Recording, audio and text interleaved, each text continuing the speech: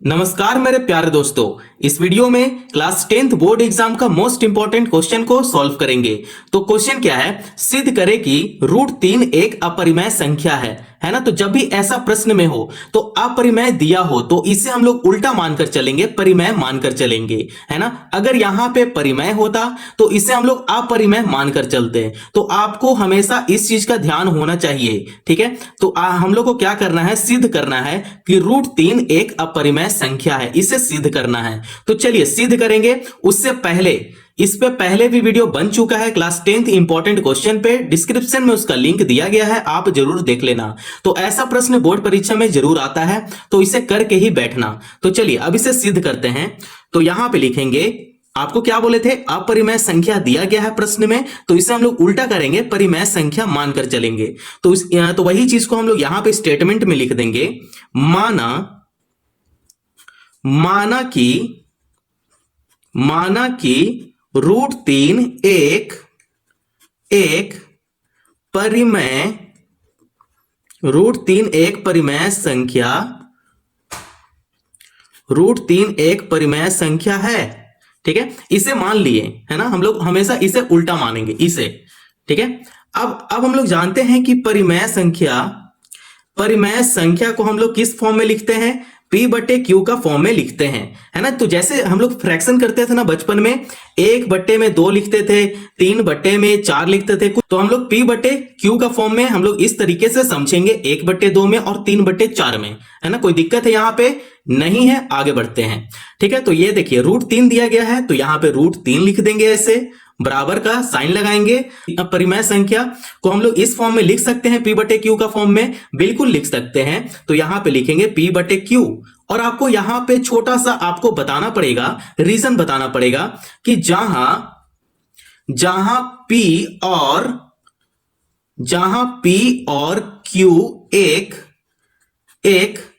पूर्णांक है, क्या है, पूर्णांक है, तथा Q जो है वो 0 का बराबर नहीं होगा, ठीक है। आपको यह स्टेटमेंट लिखना ही पड़ेगा, हर स्टेटमेंट पे आपका नंबर बनता है ना। तो स्टेटमेंट का आप जरूर अपने दिमाग में रखना। तो आप जो भी करोगे ना स्टेटमेंट में उससे बताना, उससे क्या होगा कि आपका जो मार्क्स होगा ना, जो मार्क्स एग्जामिनर देगा वो अच्छे से देगा, ठीक है। तो देखो जहां P और Q पूर्णांक है, ये देखो ये क्या है, ये पूर्णांक है, तथा Q 0 का बराबर नहीं है। अगर यहां पे 0 कर दें तो ये क्या हो जाएगा, ये तो अपरिभाषित हो जाएगा, इंफिनिटी हो जाएगा। तो इंफिनिटी तो हम लोग को नहीं चाहिए, तो इसीलिए हम लोग Q को 0 का बराबर नहीं रखेंगे, है ना। बात समझ में आ रहा है ना। अगर यहां पे 0 होता तो इंफिनिटी हो जाता, है ना। तो ऐसा हम लोग को नहीं करना है, इसीलिए यहां पे Q जो है वो 0 का बराबर नहीं होगा। इतना समझ में आया, आगे बढ़े। तो चलिए आगे बढ़ते हैं। अब क्या करना है, ये दोनों में क्या करना है, वर्ग कर देना है। तो यहां पे लिखेंगे दोनों तरफ वर्ग करने पर, दोनों तरफ वर्ग करने पर, अब दोनों तरफ इसे वर्ग कर देते हैं। तो √3 का स्क्वायर कर देंगे, बराबर P²/Q² कर देंगे। अब हम लोग को अच्छे से पता है कि स्क्वायर और रूट क्या होता है, एक साथ नहीं होता है, ये जानी दुश्मन होता है, ठीक है, सांप और नेवला जैसा।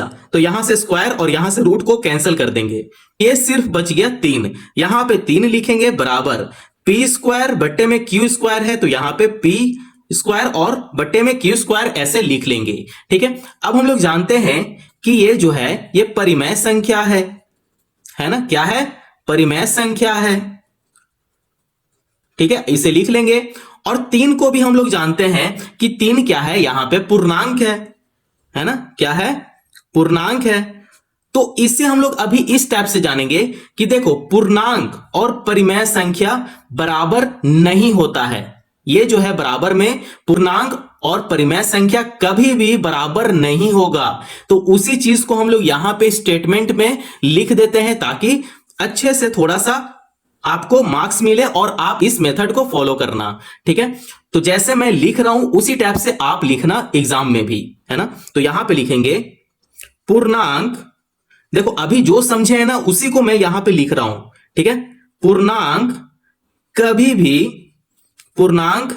भी परिमेय पूर्णांक कभी भी परिमेय संख्या के बराबर नहीं होगा, बराबर नहीं होगा। तो हम लोग को इस टाइप से लिखना है। तो यहां पे हम लोग और अच्छे से लिखते हैं, इसे पूर्णांक लिखेंगे, नॉट इक्वल टू क्या लिखेंगे, परिमेय लिख देंगे। क्या होगा, ये दोनों बराबर नहीं होता है, तो हम लोग को इस टाइप से लिखना है, परिमेय, है ना। एक और आपको छोटा सा स्टेटमेंट यहां पे लिखना है, अतः हमारी, और ये ज्यादा इंपॉर्टेंट है, ठीक है, लास्ट वाला, अतः हमारी मान्यता गलत थी √3, ठीक है, √3 एक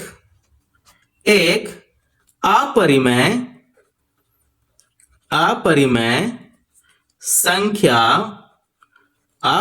संख्या है ना। देखो, इसलिए मान्यता गलत थी क्योंकि इसे हम लोग परिमेय संख्या मानकर सॉल्व किए थे, लेकिन अब ये सॉल्व नहीं होगा आगे, तो हम लोग इसे लिख देंगे √3 एक अपरिमेय संख्या है ना। तो आपको अच्छे से बताना पड़ेगा, ठीक है। तो इस टाइप से आप एक बार स्टेटमेंट जरूर देख लो और मेथड देख लो। अगर कहीं भी दिक्कत आया हो तो आप कमेंट कर सकते हो, ठीक है।